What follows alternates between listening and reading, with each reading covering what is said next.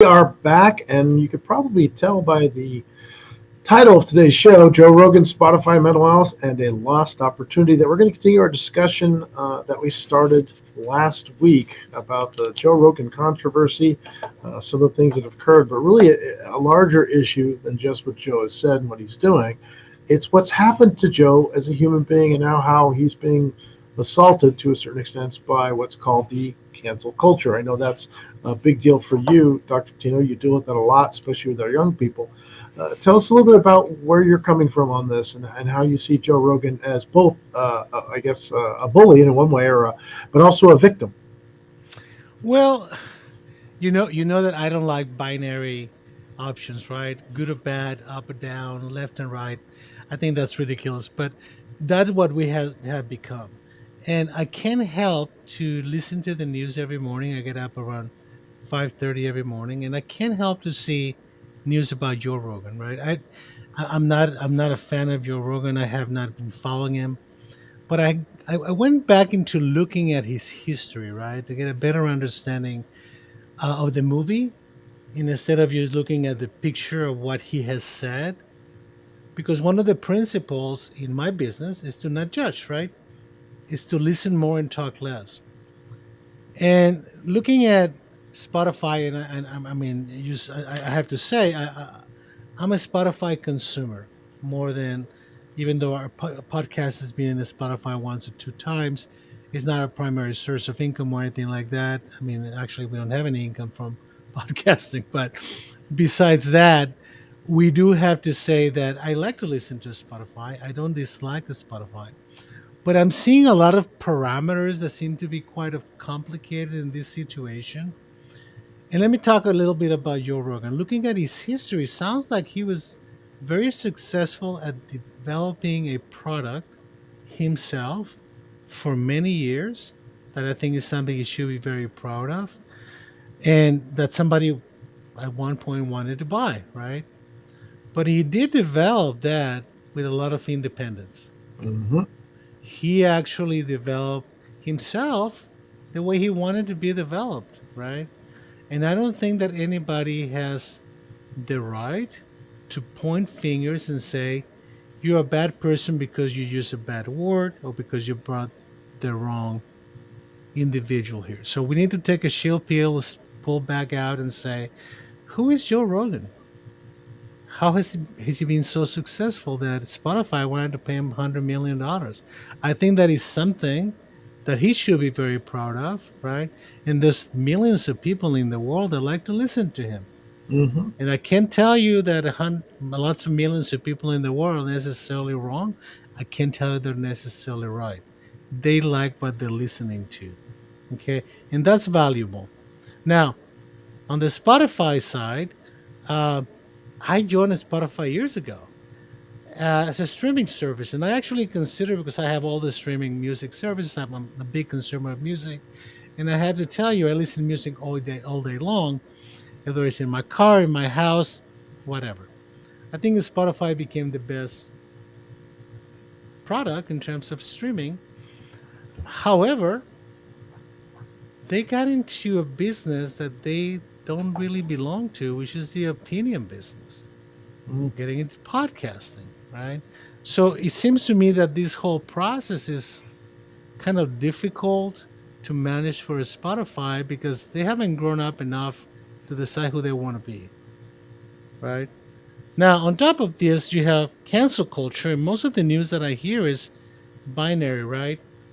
Pro Joe Rogan against Joe Rogan. So cancel him, fired him, and then you get some outlets trying to hire him and to define him into a niche of politicization in the extreme right, all kinds of different directions, right? But at the end of the day, and I've said this before, um, we need to grow up. Hmm. We need to learn from these experiences. And we need to understand that whether we like Joe Rogan or not, we control the switch. Any of us can turn it off, right? Listening to a podcast is a choice. It's not a mandate, right? You can disagree with what he says. And like some musicians, they don't want to be in the Spotify, right? Because Joe Rogan is there. That is their prerogative. But to say that an individual must be punished because you don't agree with his opinions or his guess or what he has said in the past is a very retrograde attitude. Is against growth, right? It puts you into a niche of mystery while you're just pointing fingers and demanding that people do what you do because only your opinion is a valid one. And because a lot of people get offended, right? Mhm. So, I mean, I have to say that this course and podcasting in particular kind of has a tendency to be offensive. Yeah, I mean it's to spark thought and controversy a little bit. I mean that's part of the business, as you said, and I think you're right. I mean Joe Rogan did. I remember watching him at a little comedy club in L.A. years ago. He was just a struggling comedian trying to get by. Um, slowly developed this podcast, and I think you're right. We've forgotten how difficult it is. I mean, people don't realize that it takes years, a lot of effort, and a lot of luck and a lot of creativity. In his case, being very breaking the mold. He talked about subjects that people were afraid to, and always took kind of an edge to it. And I think you're right. Once he sold to Spotify, it seems he's lost a little bit of his freedom, and now that freedom is being assaulted, and he's a little desperate, maybe because I think like I said, listening to his defenses, it's more defense than exit strategy. Exactly, and I've noticed that because I've actually gotten to listen to some of the reports from him. Every time there's a controversy, he has to put himself in a position of defending himself, and to some degree, having to defend Spotify because he has somewhat of golden handcuffs, because Mm. they bought his product, and the product that he developed, he doesn't own anymore. He'll have to develop it again. Um, but but there is, unfortunately, a lack of process, in terms of, okay, guys, what have we learned from this, and how do we become more mature as a result of this? Because we're always maturing, we're always growing, and this is an opportunity for growth. The problem is that the prism by which all of this is being looked at is competition and money, Mm. right? So, I mean, I know that because I've listened to some of the musicians who want to get off of Spotify, their beef really is not just that Joe Rogan has said the N word one too many times or because he brought anti vax people into his program, is that they're hurt because Spotify pay $100 million for money they produce. You Mm. see, if it was primarily a streaming service and he pays them a percentage of a cent for every time one of their songs get played, that was a good business model for Spotify, not for the musicians. Okay. And the musicians are saying, and then you get the profits that you get from me to buy $100 million of podcasting. That's just one podcast. There are other people podcasting at Spotify. So the question is a lot bigger, right? In for Spotify in terms of, okay, so what is my business model? What do I want to be? Do I want to be in a streaming service, or do I want to be a streaming service and an opinion service? Do I want to be in the controversy business, right? And I don't think that Spotify has grown enough yet to decide what they want to do when they grow older, right? Mm. So I think that we may see more of this, but I think that everybody needs to be honest. I think that musicians need to come out and say, I want to get paid more money. I want you to treat me the same way that you treat the people with podcasting. We don't want you using our money to grow. Go and get investment from somewhere else if you want to get into podcasting. But basically, musicians are supporting the podcasting side of Spotify. So, from that perspective, I think that there's a lot more than just Joe Rogan and musicians, right? And I think that unfortunately Joe Rogan is being utilized as the vehicle to express my grievances that go way beyond just who Joe Rogan is or what he's saying, right? So I think we're starting to see. I mean, there was a Taylor Swift big fight with Spotify in the past. So there's resentment in the music industry, I think, with all these services, whether it's Spotify, Apple Music. Uh, there was another one in California I used to listen to. So all of these systems need to mature, I think. And I think that for Joe Rogan, I mean, I'm nobody. Joe Rogan is not my patient. I'm a psychiatrist. I'm very much against misinformation and disinformation because of the effect on mental health. But it's also an opportunity for him to grow bigger, right? That he can be better balanced, that he can be himself without chains if he chooses to be, right? And maybe getting more into balancing information, right? Instead of just creating controversy. It seems like there's parallels to our interpersonal interactions. You're saying that they use this as a kind of a moral thing. Oh, he's done this, he's done that, but really it's business. And I think that happens to us in our personal lives. We see someone's behaviors change, and then they use a moralistic base to justify something that's actually not so moral. There's something more going on there. Well, using morality as a way to gain power is one of the most deceptive ways of gaining power, right? Because basically you want to shame people because of your own power interest, your own power demands. And again, there's where the fastness of information, how quickly people get into these things, and I had to tell you, I mean, for a controversy lasting a week in social media, that's an eternity, Yeah, it right? really Most is. controversies are, and I think that the media world is desperate for a crisis, is desperate for a problem, so they can exploit it. Because at the end of the day, he sells views and he sells advertisement. So, I mean, nothing has changed from the 1960s and 70s and 80s and 90s. The vehicles have changed and the speed of it, right? So, I mean, I think that we need to be honest, right? Unfortunately, and you know how much I'm against cancel culture. Unfortunately, um, people get very incisive and they get very aggressive on trying to kill you, quote unquote, right? On trying to destroy you because you think differently. Mm. And that does not create dialogue, right? I mean, unfortunately for Joe Rogan, he has a long history of things recorded, right? That he's said a lot of things. And he said a lot of things when cancel culture was not a thing, right? And he said a lot of things when some of these things were said by everybody, right? I mean, I am brown. I'm Mexican. I grew up in Mexico, right? I've been in this country for 37 years, but I was originally born in Mexico, even though my mom is American.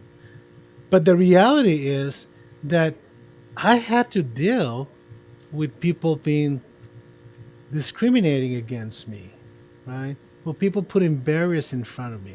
And I get back to the title of our show, right? The Only You. Now everybody is pointing the finger and saying, fix it for me. Mm. I feel offended because this person said you are a wetback. I feel offended because somebody calls me the N word. I feel offended because you don't like me because I'm gay or lesbian, right? And now they sit in this little tower of power and saying, fix it for me, right? I mean, what happened to your own responsibility to process those things and learn from them, right? So everybody is like crystal now. You can't touch anybody because they break. Now, in my business, they break throwing tantrums, right? Mhm. And they start pointing fingers because I deal with adolescents. So I see a lot of the tantruming that happens because my mom is not accepting of my being transgender, right? And we talked about this before. And when I challenge them and I say, okay, why should they accept you? And say, because they're my parents. No, your parents have to educate you and love you, but they don't have to accept gender issues. They don't have to accept sexual issues, right? And there's going to be a time when you may grow into that acceptance, but acceptance has become a fact, something that has to happen now. It's not something that anybody's willing to work for, right? Nobody wants to work for acceptance. It has to be a given, right? So I get back to what we've talked before. Get to the point where you say, Mom and Dad, I just want you to love me. And I just want you to love me the way I am. And I'll work on the acceptance, right? Because the other side of that coin is our people on the other side, the parents, the church, the rest of society are very afraid of saying anything. Mm. They actually feel ashamed of not accepting. But sometimes I have to ask people, well, why would anybody have to change their culture, their values for you? What makes you so special? Now, of course, the kids get very upset when I say that. But the reality is I'm planting a seed, right? That anything that is valuable in life, you have to work for it. And acceptance is something that you have to work for. Okay? So it's very important that people have some compassion for themselves and have compassion for the differences with other people. That's a two-way street, right? It's So not a zero-sum game, which is what it's been made into. exactly.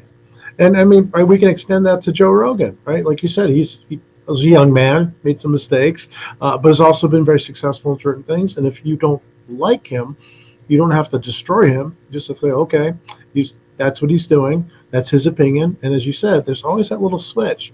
I know personally, I can honestly say, other than one show where a friend of mine was on it, I've never listened to Joe Rogan once.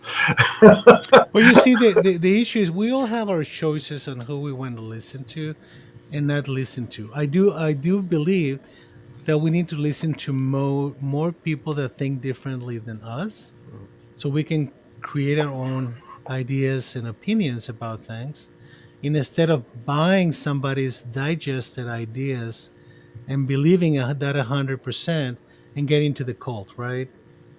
Because at the end of the day, whether it's streaming service, opinion service, the media, the news, they use delivering information for us. We have to decide what we do with the information. And when we have to be in one extreme because somebody else has digested and they know better, then we have a problem. And we're seeing it today, right? I mean, that's society today. That everybody has an opinion, but nobody has knowledge, right? Everybody wants to tell you what to do, but they don't want to hear what you have to say. That's a fact. And it seems interesting that people seem angry if you have a little more knowledge than they. I know I've had that some experiences recently where I said, "Oh, well, you're asking me about I think it was economics in one case." I said, "I used to be an economics professor. Let's chat about that."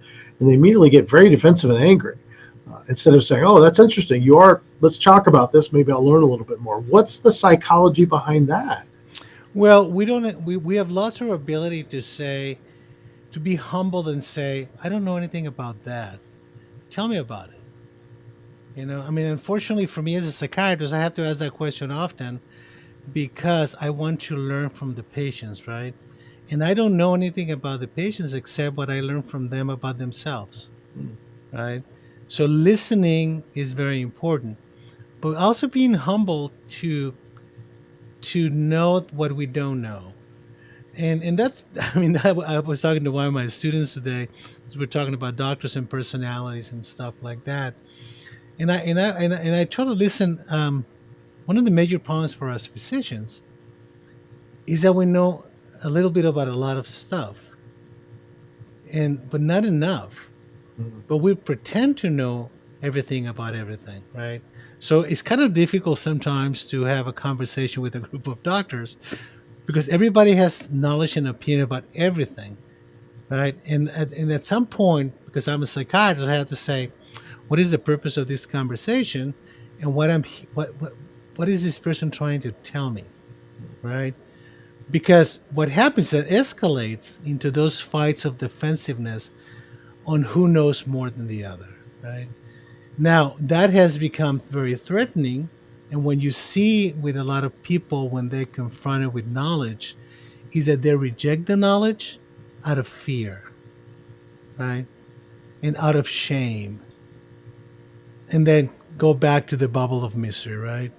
I'm more comfortable being angry and frustrated and not let anybody touch me because I feel so insecure that I'm afraid I'm going to lose myself. At least I have an identity, which is a grouchy person in a little bubble, who's afraid of the world and only takes a peek to yell and scream so I can keep people away from me. And I mean, that's a huge effect. I mean, it sounds like somebody with some mental health issues. I mean, that's kind of what seems to be what's occurring.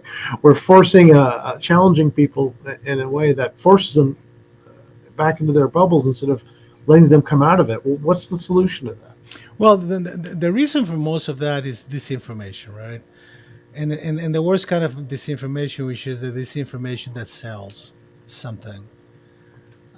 Because people truly get afraid, I mean, I was watching TV the other day. I was watching a basketball game, and then there was this commercial for elderly people, with this seal that you put on top of stuff, so nobody can read your address or your name or confidential information, right?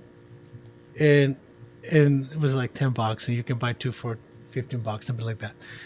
But the whole message was you need to be afraid of people getting a hold of your mail because if you try like that, somebody's going to steal your bank account. Hmm. All right. And I really would like to see some statistics of how often that happens because I don't think it happens very often. But you can see, I mean, even they say paper shredders get stuck all the time, which is not necessarily true. Right? So you have to buy this seal, and you have to get all your papers and mark them up. And I said, that is nasty. That is instilling fear of people so you can sell a stamp. You know, that's pretty low, right? Because it's not true. Hmm. I mean, you talk about, I think one of the most recent programs, you talk about how we live in one of the safest uh, episodes of our history, right? Yep. Um, This is the least violent time of all human history. yeah, but we don't talk about that. We don't talk about a lot of good stuff that people need to know about. Like uh, we have had the biggest decrease on poverty in the world in the last 25 years, right? And outside of COVID, we were in pretty good track in terms of health. Hmm. But that doesn't sell. Nobody buys, covering stamps if you tell them that they're safe. Well, fear definitely motivates people, and it's sad. We should have been loved, compassionate, like. I mean, in my other business, I deal with that every day. People come to me saying, "Geez, I need to protect myself. I need a firearm. I needed this, and I need that," and I ask them why, and they are legitimately afraid that something might happen to them, and I have to again try to slow walk them to the epiphany that okay, well, I'm not saying you might not get into a verbal argument tomorrow or a road rage incident or maybe even a shoving match. But your chances of being in a firefight using a firearm is about the same as being attacked by a shark on land. So I'm not sure why you're here for this, instead of just the joy of developing a martial skill called firearms. Well, yeah, and again, I'm not against owning guns. I mean, Yeah, but but why are you owning the gun? That's important. yes, you need to own the gun because you like sports, because you like Yeah, to shoot, because you have absolutely. a good time, because it's a nice social thing to do. I mean, hunting. I'm not a big hunter, but I have friends who are hunters, and they seem to enjoy that. I'm all fine for that. But to amaze AK-45s and put them in your house and have 20 of them with 20 grenades, that sounds pretty paranoid to me. Oh yeah, I deal with it on a daily basis. I try to slow walk them to it using your methodologies, listen compassionately or empathetically, and start slow walking to certain realities by asking questions. But there are some people that are beyond that. They're just so frightened that you just kind of have to, as you said, kind of hold them in a way. Say, okay, everything's going to be all right. I'll help you deal with your issue. I'll teach you what I have, and then hopefully, at least it's been my experience with training people, through the time you put of effort of giving them knowledge, skills, and ability, that the security they feel from that allows them to transcend the fear that sent them there originally. Um, Yeah, and I have to tell you, I and we've talked about this many times in this program. I do believe that compassion, empathy, and learning from mistakes should be the way for us to grow, right? And we never stop growing. Uh, I mean, back to Joe Rogan, I don't think that this is the last stage of his career, okay? But I think that he needs to come out of this um, in a more balanced, positive way. Not only that he has something more to say or to balance the information, but also to grow himself. Because you see, I see suicidal kids every day, right? And invariably, when I see kids who have taken an overdose, or I saw a couple today that were rescued from fentanyl overdose, right? They were almost dead. The first thing that I ask is, um, what did you learn from it, right? Mm. Not why did you do that. I mean, that's for another moment. Is what is it like to take yourself so close to death, right, and being back? That is an experience, right? And we have to be empathic to that experience. We have to have compassion, not judgmental, right? I don't think that we should be standing next to Joe Rogan and said, "You're a bad person because you brought these two persons to your show. You're a bad person because you used the word nigger." For as long as the environment and the media are forcing you to defend yourself, that's all you can do. Mm. Defend yourself. But there's a point in which you have to say, what is the purpose of me defending myself? What am I trying to accomplish? Where am I going with this? Okay. And yes, I know there are created interests in terms of Spotify and contracts and blah, blah, blah, blah. But at the end of the day, the most valuable thing that Joe Rogan has is Joe Rogan. He's going to have himself forever. Yep. He's going to wake up with him every morning. He's going to go to bed with him every night, you know? And you have to wake up every morning feeling comfortable with you. I am a valuable human being because I have good values. Let's show the values in what we do. So if Joe Rogan wakes up tomorrow morning and says that to himself, he might actually be able to learn something and come out of this in a positive manner. If he doesn't, however, there's a significant possibility that he will be yanked even further in one direction or the other for media and political gain. Well, yeah. I mean, the reality is that I think he's in the midst of a very difficult situation that may be out of his control, right? Because there are corporate interests, there are advertisers, there are other people, throwing knives at him and they want his head, blah, blah, blah. But none of that should be the defining factor for him to define himself, right? I mean, the worst thing that can happen to Joe Rogan is that he's out of his Spotify and he's canceled from everywhere because his options get limited. He should not be canceling himself. Okay? He's a valuable human being that, look at what I've seen so far, has made mistakes, but he doesn't seem to be bad value oriented. Right? It's not malevolent for sure. Exactly. It doesn't seem like someone who wakes up in the morning saying, who am I going to destroy today? But I have to tell you that there's a bunch of people out there right now specifically with that idea. How am I going to help kill the Joe Rogan podcast at Spotify? Some of them for financial reasons, some of them, hey, just for malevolent fun. Right? And then they're going to forget him 3 days later. So we have to recognize value when we see it. Okay? We have to extend the hand of caring and compassion and empathy. And we have to help people be the best they can be of themselves. So whether you like Joe Rogan or not, whether you like what he said, remember that he's a human being, has some value, and he's actually done some good. And maybe latch onto that and see what we can do with it. Hopefully he comes out of the other side of this growing as a human being. Take this as kind of a little a macrocosm of your little microcosm of the way you behave with other people, kind of reverse kind of thing there, and see how we can apply that, especially with the people we don't agree with on our everyday lives. Yeah, and I have to tell you, I think there's some people out there that really hate the fact that he got $100 million. Mm-hmm. Yeah. I mean, people are jealous. It's that green envy that does it. But yeah. There's a lot going on out there in the world, folks. So I appreciate you guys listening. Of course, Doctor, we appreciate your opinions. And hopefully, if Joe's listening, come out of this in the right way, sir. You have the Absolutely. ability to talk to people and to do it the right way. Yeah. Let's all grow from this. Absolutely. Hey, we'll see you next week, man. Take care. Take care.